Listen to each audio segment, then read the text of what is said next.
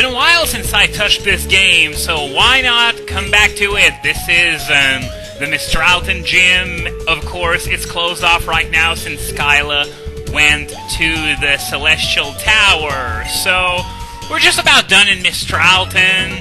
So we're gonna move on to Route 7 and... Oh, the high-flying girl! You really expected me to make a joke out of this? Which one do I pick? The easy one with the Mile High Club. In fact, you know what? I'm going to refer to this gym from now on as the Mile High Club. That way everyone will be happy. Anyway, Route 7 introduces a new mechanic that, to my knowledge, is only on this route anyway. You have those raised walkways that you can walk on and avoid the grass. You don't need an acro bike for these, fortunately, since, well, those don't exist anymore. But yeah, Route 7, there are no new Pokemon on this route, so we're going to be free to chat a little. Well, I'm going to be free to chat to you because you can't really answer back, at least right now. You can do so in the comments below, though. Speaking of those comments, I've banned a lot of people lately. It's just astounding. Maybe that contributes to my subscriber count actually not going up at all over the last couple of weeks. But then again, I don't care about that. I just care about making this place the best possible thing for you guys. So if that means getting rid of trolls, well, so be it. But wow, man, so many bans lately. These comment sections have been like a vagina lately. Too many douchebags inside. Anyway, we got some news from Smogon regarding the Garchomp thing that I was talking about a few videos ago. Remember when I said I had the impression that the council had already decided and it was just, and the whole asking everyone was just a masquerade?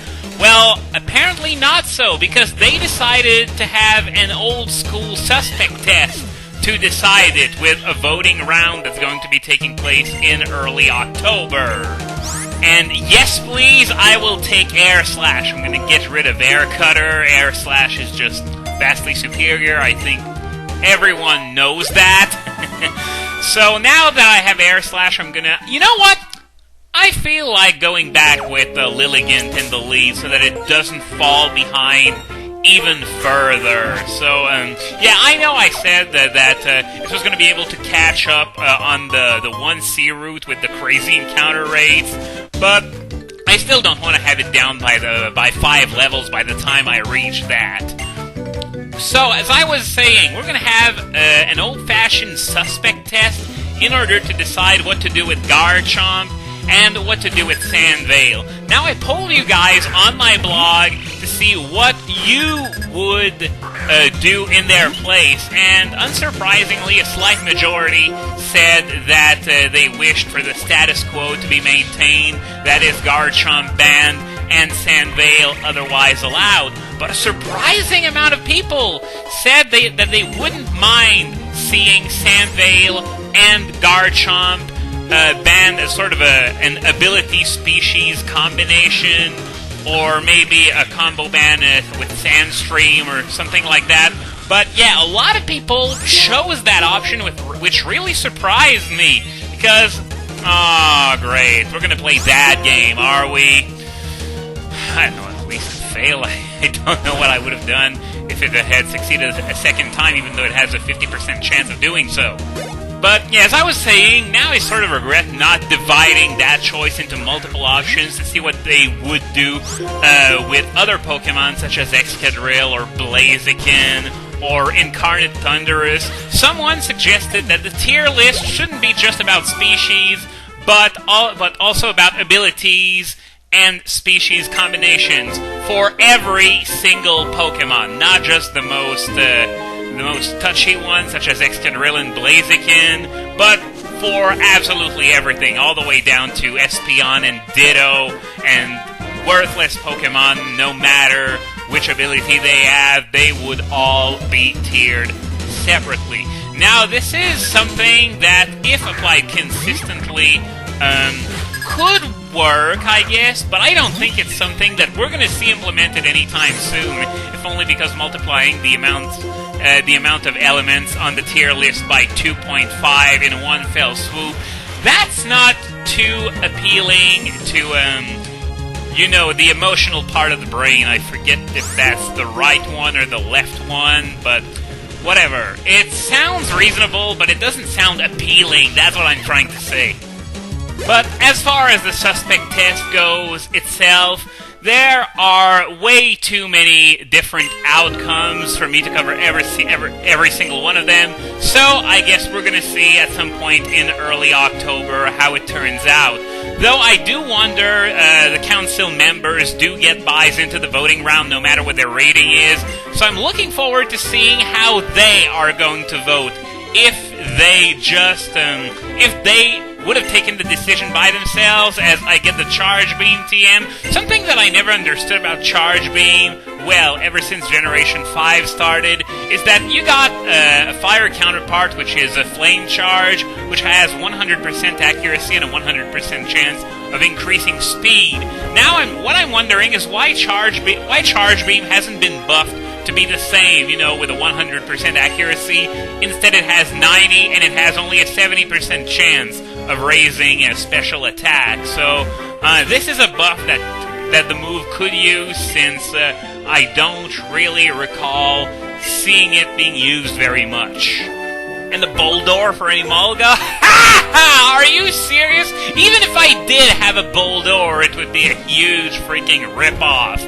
Now, something that I gotta talk about, otherwise you guys are going to kill me if I don't. Mystery Dungeon 3 has been announced a few days ago. Now, we know precisely dick about this game, except that it's going to have graphics that are going to be much improved over the first two installments. Something that I'm not too hot on, however. It seems like the starter roster is slimmed down to the extreme. You have the choice between Pikachu, Axew, Oshawott, Snivy, and Tepig. That is it. You had the choice of like 16 in the first two games, and now they only slash it down to 5. I gotta say, I'm really gonna be missing my Bulbasaur because it just kicked so much ass for me in the first two games.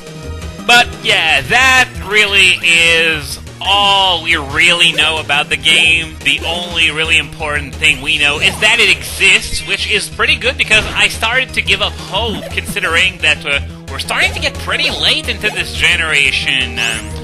We could see, well, I wouldn't say we were going to see a Generation 6 announcement in the next couple months, but at some point early next year, the train is going to start moving, and there's just no stopping it. So if there's a good time to release a Generation 5 spin-off, it would be right about now. So yeah, I'm really looking forward to finding out more info about the game. I'm hoping it's a lot more like the first two games and not like that crappy WiiWare title. And speaking of which, there is a pretty good reason why that game was... Okay, so this is something that I already talked about, that sign right there, about how they changed the experience formula so that you get more experience the lower your level is compared to the enemy's level, and you get more than you used to if your level advantage is less than 40% of the opponent's level. But, yeah, as I was saying, there's a damn good reason why that WiiWare game never saw an international release. That was because it's a complete piece of crap! I mean, even the freaking Nobunaga's Ambition crossover got an international release.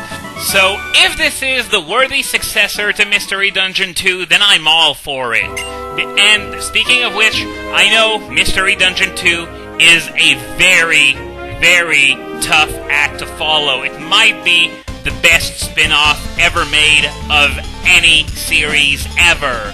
So yeah, it's going to be a tall order to match, and I'm looking forward to seeing if it's going to succeed. And wow, I've blabbered on way too much about a game we know next to nothing about, so to move on to something else, I have something in the live entertainment department for you. One of you, his name was Deku Pride, I believe, introduced me to a comic strip that was pretty damn good. It's about doctors. Remember that doctor I was talking about in Chargestone Cave that was in a really good place?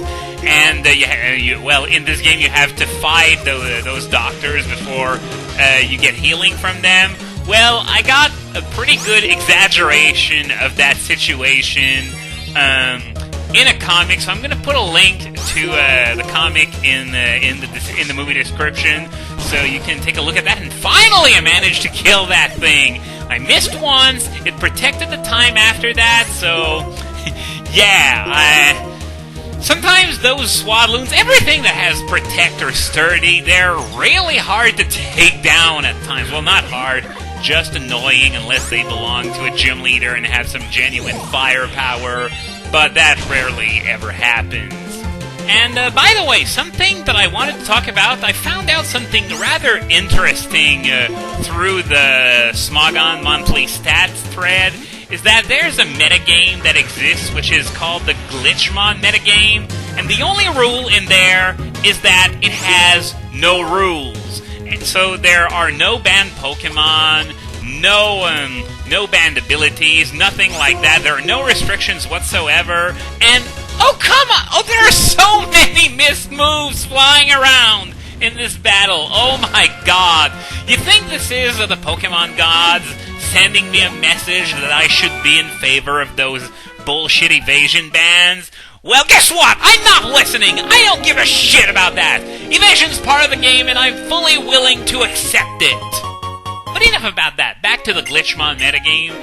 The main thing about it that it gets its name from is that if there is a way for a Pokemon to get a moveset through a glitch that would otherwise be illegitimate, and I mean illegitimate, I guess I should have said that better, you can use it nonetheless. So what this means is that through a glitch that can be used in early Japanese copies of Diamond and Pearl, any Pokemon from the first 4 generations can get any move from the first 4 generations plus 1 move from the 5th generation due to Sketch.